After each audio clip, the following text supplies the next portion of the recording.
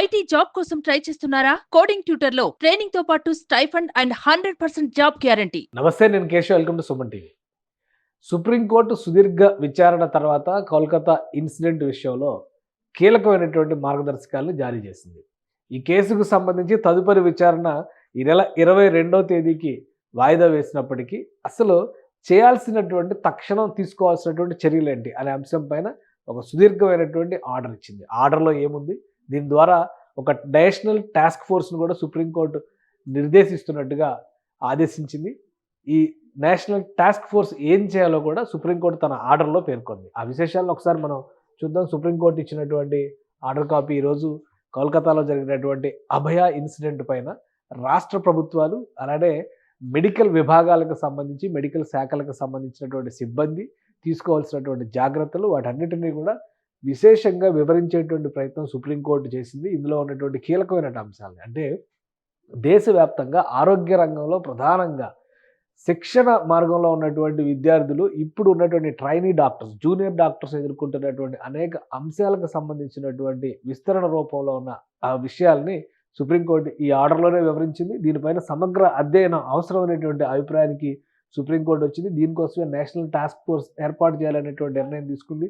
అందులో భాగంగా సుప్రీంకోర్టు ఇచ్చినటువంటి ఐడెంటిఫై చేసినటువంటి అటెంప్ట్స్ అసలు ఏంటి, ఏ అంశాల విషయంలో సుప్రీంకోర్టు దేశంలో వైద్య రంగం ఎదుర్కొంటున్నటువంటి సవాళ్ళని అబ్జర్వ్ చేసింది. వాటికి సంబంధించినటువంటి మార్గదర్శకాలు ఏంటి? ప్రధానంగా మెడికల్ ప్రొఫెషనల్స్ ఎదుర్కొంటున్నటువంటి నైట్ డ్యూటీస్, అలానే అదే సమయంలో రెస్టింగ్ ప్లేసెస్ అంటే విశ్రాంత ప్రదేశాలు అనేవి నైట్ డ్యూటీస్ చేస్తున్నటువంటి ప్రదేశాల్లో లేకపోవడం అనేది ఒక కీలకమైనటువంటి సమస్యగా ఈ కేసులో సుప్రీంకోర్టు గుర్తించింది. అలానే 36 అవర్స్ నైట్ డ్యూటీస్ పర్ఫామ్ చేయడం, లేదా డే డ్యూటీస్ కావచ్చు, నైట్ డ్యూటీస్ కావచ్చు, మొత్తం కలిపి 36 గంటల పాటు జూనియర్ డాక్టర్లకి విధి నిర్వహణకు సంబంధించినటువంటి షిఫ్ట్స్ వేయడం అనేది ఒక పెద్ద సమస్యగా మారుతుంది. దానికి తగ్గట్టుగా బేసిక్ ఎమ్యూనిటీస్ కూడా లేనటువంటి పరిస్థితి దేశంలోని వైద్యశాలల్లో ఉందనేది సుప్రీంకోర్టు ఇప్పటికే గుర్తించింది.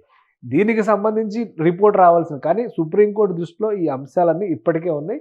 ఇలాంటి అంశాలను అన్నింటినీ కూడా ఒక రికార్డెడ్ పాయింట్స్ కింద ఏబిసి పేరుతో ల్యాక్ ఆఫ్ సెక్యూరిటీ పర్సనల్, మెడికల్కి సంబంధించినటువంటి హాస్పిటల్స్ దగ్గర సెక్యూరిటీ పర్సన్ సరైనటువంటి సిబ్బంది లేకపోవడం, అలానే సఫిషియెంట్ టాయిలెట్స్, కనీసం నేచర్ కాల్స్కి సంబంధించినటువంటి అవసరాలు తీర్చుకునేందుకు కావాల్సిన వ్యవస్థలు కూడా హాస్పిటల్లో లేకపోవడం అనేది చాలా ఇబ్బందికరం. అలానే మెడికల్ కాలేజీలకు సంబంధించినటువంటి హాస్టల్స్కి, వర్క్ చేస్తున్నటువంటి హాస్పిటల్స్కి మధ్య దూరం ఎక్కువగా ఉండడం, ఆ ప్రదేశాల్లో సరైనటువంటి జాగ్రత్తలు తీసుకోకపోవడం కూడా ఒక ప్రధాన సమస్యగా సుప్రీంకోర్టు గుర్తించింది. అలానే ప్రాపర్లీ ఫంక్షనింగ్ సీసీ కెమెరాస్ పనిచేయకపోవడం అనేది ఒక ప్రధానమైనటువంటి సమస్య. కోల్కతా ఇన్సిడెంట్లో వాస్తవాలు వెలుగులోకి రాకపోవడానికి ఇదే ప్రధానమైనటువంటి కారణం. అలానే పేషెంట్స్కి సంబంధించినటువంటి రిస్ట్రిక్షన్స్ అంటే వారిని ఐసీయూలోకి అనుమతించడం, అలానే డాక్టర్స్ రెస్టింగ్ ప్లేసెస్లోకి అనుమతించకుండా నిరోధించేటువంటి వ్యవస్థలు సరైనవి లేకపోవడం కూడా కొన్ని సందర్భాల్లో ఇబ్బందులకు కారణమవుతుంది. మరొకటి screening for arms and weapons. ఆసుపత్రుల్లోకి, వైద్యశాలల్లోకి ఉదంతం జరిగిన తర్వాత, కోల్కతా ఇన్సిడెంట్ జరిగిన తర్వాత దాదాపు 7,000 మంది గ్యాంగ్ లోపలకు చొరబడి ఆసుపత్రిని విధ్వంసం చేసినటువంటి విధానాన్ని దృష్టిలో పెట్టుకొని సుప్రీంకోర్టు ఈ పాయింట్స్ అన్నీ కూడా మెన్షన్ చేసింది. అలానే డింగి అండ్ ఇల్లిట్, సరైనటువంటి వెలుతురు లేనటువంటి ప్రదేశాలు కూడా ఈ ఆసుపత్రి ఆవరణల్లో ఉండడం అనేది ఒక ప్రధాన సమస్యగా మారుతుంది. అలానే మెడికల్ డాక్టర్స్కి సంబంధించి సరైనటువంటి సపోర్టింగ్ స్టాఫ్ లేకపోవడం, సపోర్టివ్ ఫెసిలిటీస్ లేకపోవడం, no training in communication skills, ఇటువంటివి లేకపోవడం వల్ల కూడా ఎమర్జెన్సీ సిచ్యుయేషన్స్లో పేషెంట్స్ కానీ వారి బంధువులు చేసేటువంటి రియాక్షన్స్ని ఎదుర్కొనేటువంటి వ్యవస్థలు లేకపోవడం వలన జూనియర్ డాక్టర్లే మొదట బలవుతున్నారనేది సుప్రీంకోర్టు అబ్జర్వేషన్. దీంతోపాటు సివియారిటీ ఆఫ్ మెడికల్ కండిషన్స్ అంటే గ్రేటర్ రిస్క్ ఆఫ్ వైలెన్స్, జరిగేటువంటి ఆ ఎమోషన్స్లో, ఎమర్జెన్సీ వార్డ్స్లో జరిగేటువంటి ఇన్సిడెంట్స్ని అడ్డుకునేటువంటి వ్యవస్థలు సరైనవి లేకపోవడం కూడా దేశంలో మెడికల్ వ్యవస్థలో ఒక ప్రధాన లోపంగా సుప్రీంకోర్టు గుర్తించింది. సో ఈ అంశాలన్నింటినీ కూడా దాదాపు 10 అంశాలతో కూడినటువంటి పాయింట్స్ని మెన్షన్ చేస్తూ నేషనల్ టాస్క్ ఫోర్స్ని ఏర్పాటు చేయాలనేటువంటి నిర్ణయాన్ని సుప్రీంకోర్టు తన ఆర్డర్లో పేర్కొంది. నేషనల్ టాస్క్ ఫోర్స్లో ఎవరెవరు ఉండాలి అనేటువంటి విషయాన్ని కూడా సుప్రీంకోర్టు చాలా క్లియర్గా విశ్లేషించింది. అందులోనే surgeon vice admiral Arti Sarin అంటే నేవల్ మెడికల్ సర్వీసెస్లో ఉన్నటువంటి డైరెక్టర్ జనరల్ దీనిలో కీలకమైన పాత్ర పోషిస్తారు. ఆ తర్వాత స్థానంలో doctor D Nageshwar Reddy, chairman and managing director, Asian institute of AIG hospitals హైదరాబాద్కి సంబంధించినటువంటి స్పెషలిస్ట్ ఆయన్ని, మరికొంతమందిని ఢిల్లీ ఎయిమ్స్ డైరెక్టర్ని, అలానే national institute of mental health and neuro sciences బెంగళూరుకు సంబంధించి ప్రతిమామూర్తిని, అలానే Govardhan Dutt executive director all India institute of medical services Jodhpur, AIIMS Jodhpur. So ఇట్లా మొత్తం ఒక 9 మందితో కూడినటువంటి నిపుణులతో ఈ కమిటీని నియమించింది. దీనిలో మళ్ళీ ఎక్స్ అఫిషియో మెంబర్స్గా కూడా ప్రభుత్వ శాఖల్లో ఉన్నటువంటి వారిని భాగస్వామ్యం చేసింది. అందులో cabinet secretary government of India ex officio మెంబర్గా ఉంటారు, home secretary government of India ex officio మెంబర్గా ఉంటారు, secretary ministry of health and family welfare government of India దీనిలో ఎక్స్ అఫిషియోగా ఉంటారు, అలానే చైర్పర్సన్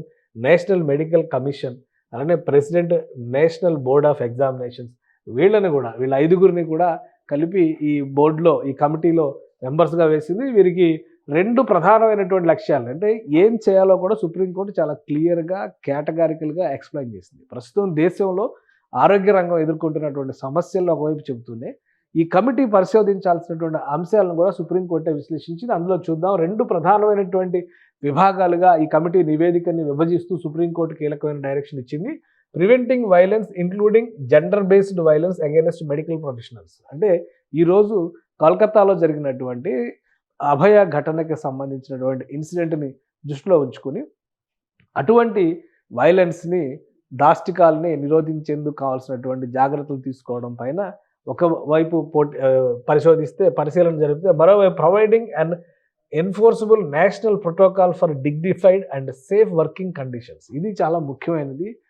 జాతీయ స్థాయిలో మెడికల్ విభాగాల్లోనే కాకుండా ఎమర్జెన్సీ సర్వీసెస్కి సంబంధించి, ఎందుకంటే ఈ డాక్టర్స్కి సంబంధించి అనేక విభాగాలు ఉంటాయి. అందులో ఇంటర్న్స్ కావచ్చు, రెసిడెంట్ డాక్టర్స్ కావచ్చు, సీనియర్ రెసిడెంట్స్ కావచ్చు, డాక్టర్స్ కావచ్చు, nurses and all medical professionals ఎలా పనిచేయాలి దేశంలో అనే దానికి సంబంధించి ఒక సేఫ్ ఎన్విరాన్మెంట్ని తయారు చేయడానికి కావాల్సినటువంటి జాగ్రత్తలు ఏం తీసుకోవాలనే దాని మీద ఈ టాస్క్ ఫోర్స్ నివేదిక ఇవ్వబోతుంది.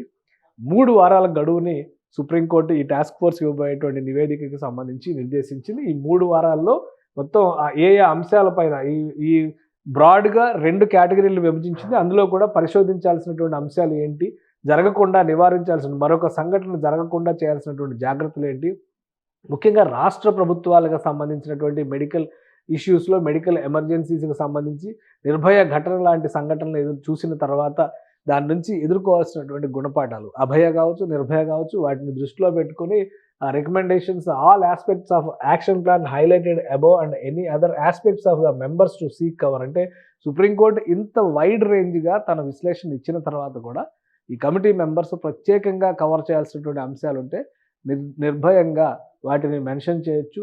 వాటిని మెరుగుపరిచేందుకు ఇప్పుడు ఉన్నటువంటి వ్యవస్థలు మెరుగుపరచడానికి కావాల్సినటువంటి జాగ్రత్తలు తీసుకోవడానికి వీరందరూ కూడా ఈ కమిటీలో మనస్ఫూర్తిగా ఇన్వాల్వ్ అవ్వడం, మరొకసారి ఇలాంటి ఘటనలు జరగకుండా జాగ్రత్తలు తీసుకోవడం అనేది ప్రధాన ఎజెండా. దీంతోపాటు రాష్ట్రాలకు చెందినటువంటి ఆరోగ్య శాఖల్లో ప్రస్తుతం ఉన్నటువంటి తాజా పరిస్థితులు, ఈ అంశాలను దృష్టిలో పెట్టుకుని అక్కడ ఉన్నటువంటి తాజా పరిస్థితుల పైన నివేదికలను కూడా ఈ కమిటీకి అందజేయాల్సిందిగా సుప్రీంకోర్టు ఆదేశించింది. సో కలకత్తా ఘటనని ఒక ఉదంతంగా మాత్రమే తీసుకోకుండా దేశవ్యాప్తంగా ఈ తరహా పరిస్థితులు ఉన్నటువంటి వైనాన్ని ఆ రూపు మార్పేటువంటి క్రమంలో సుప్రీంకోర్టు ఒక విస్తృతమైనటువంటి నేషనల్ టాస్క్ ఫోర్స్ని ఏర్పాటు చేసింది. ఇందులో మన తెలుగు వాళ్ళు కూడా ప్రాతినిధ్యం వహించడం అనేది అందరూ గర్వించాల్సినటువంటి విషయం. మరొకసారి కలకత్తాలో జూనియర్ డాక్టర్కి జరిగినటువంటి, ట్రైనీ డాక్టర్కి జరిగినటువంటి ఉదంతం దేశంలో మరెక్కడ రిపీట్ కాకూడదనేటువంటి ఉద్దేశంతో సుప్రీంకోర్టు ఇచ్చినటువంటి కొత్త డైరెక్షన్ ఇది. ఈ టాస్క్ ఫోర్స్ ఎలాంటి నివేదికను ఇవ్వబోతోంది, ఏ అంశాలను మెన్షన్ చేయబోతుంది అనేది ఇప్పుడు ఆసక్తికరంగా మారింది. అలానే ఈ కేసులో తదుపరి విచారణ కూడా బెంగాల్ ప్రభుత్వానికి సూచనలు చేసింది చాలా స్పష్టంగా. ఇప్పటివరకు తీసుకున్నటువంటి నిర్ణయాలు, దాంతోపాటు సిబిఐ కేసు టేకప్ చేసిన తర్వాత జరిగినటువంటి పురోగతి, వీటన్నిటికీ సంబంధించి 2 రోజుల్లో నివేదికను సమర్పించాలి. మరొకసారి 22 ఆగస్టున ఈ కేసు పైన సుప్రీంకోర్టు ప్రత్యేకంగా విచారణ జరపబోతుంది. ముఖ్యంగా చీఫ్ జస్టిస్ ఆఫ్ ఇండియా ఈ కేసుని చాలా సీరియస్గా పరిగణించారు. ఈ క్రమంలోనే సుమోటోగా ఈ కేసుని టేకప్ చేశారు. దీనికి సంబంధించి కఠినమైనటువంటి చర్యలు తీసుకోవడంతో పాటు దేశవ్యాప్తంగా ఒక మెసేజ్ ఇవ్వాల్సినటువంటి అవసరం ఉందనేటువంటి అభిప్రాయంతో సుప్రీంకోర్టు వ్యవహరిస్తున్నట్టుగా కనిపిస్తోంది. సుమన్ టీవీలో మీ పర్సనల్ అండ్ బిజినెస్ ప్రమోషన్స్ కోసం కింది నెంబర్కి కాంటాక్ట్ చేయండి.